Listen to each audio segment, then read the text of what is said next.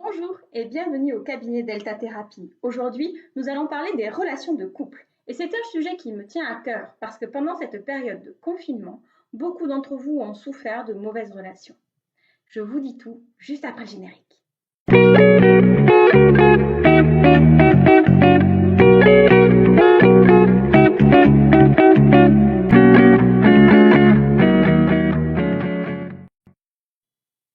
Eh bien, vous l'aurez compris, aujourd'hui nous allons parler du couple et de son évolution. Mais dans un premier temps, il est essentiel de se demander ce qu'est un couple.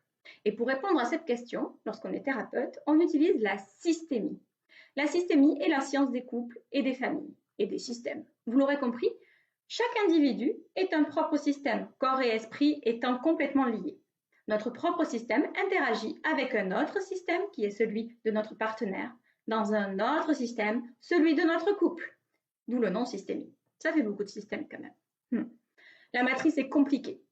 Alors nous allons commencer par aborder les débuts du couple. Vous savez, ce moment où on tombe amoureux, où notre cerveau est tellement bien programmé qu'il ne voit chez l'autre que les points positifs, que les qualités. Et c'est ce qui fait qu'on tombe amoureux finalement.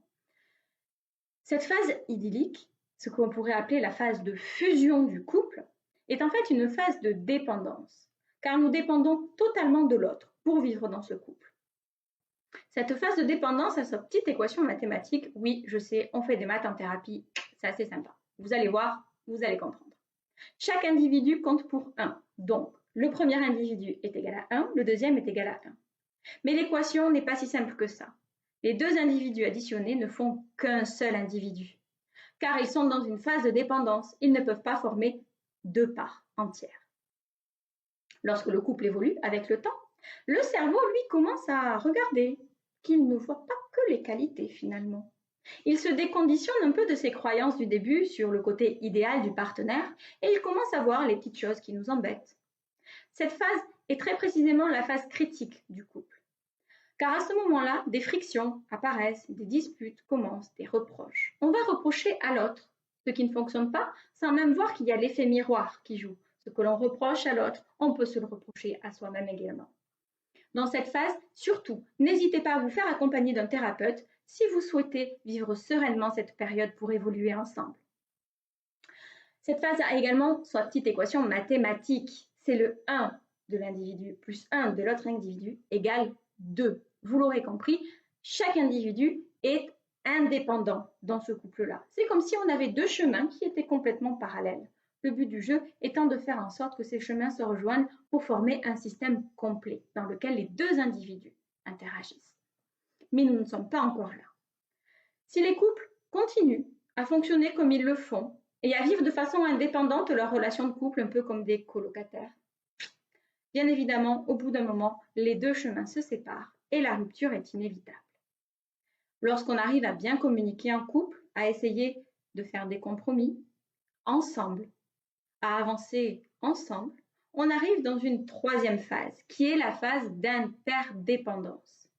Dans cette phase-là, l'équation mathématique est 1 plus 1 égale 3, car le couple est un élément à part entière de la systémie. C'est une phase dans laquelle on a trouvé la bonne distance par rapport à son conjoint, à son partenaire.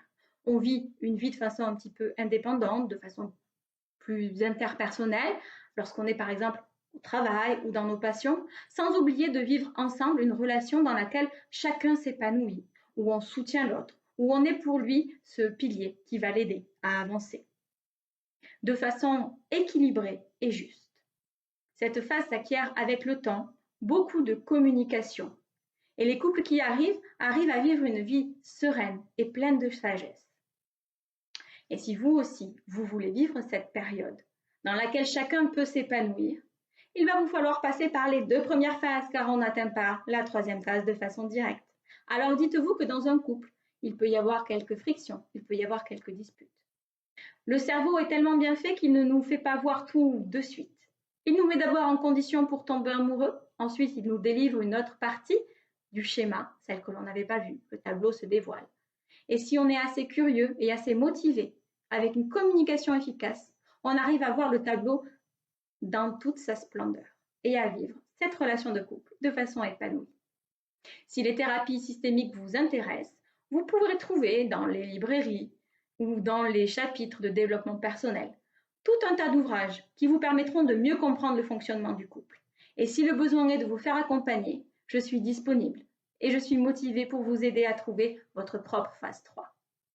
Cette vidéo est maintenant terminée, je vous fais d'énormes bisous et je vous dis à très bientôt chez Delta Thérapie pour d'autres conseils thérapie.